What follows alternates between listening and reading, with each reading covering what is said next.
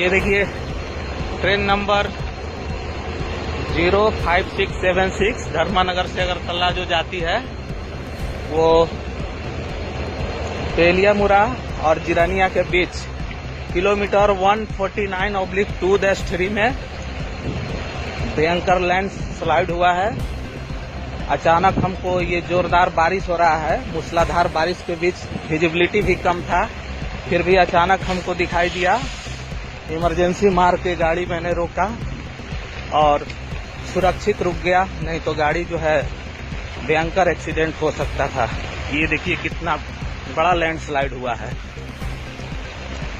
मैं loco pilot RN Kumar बोल रहा हूँ, 76 का लोको पायलट।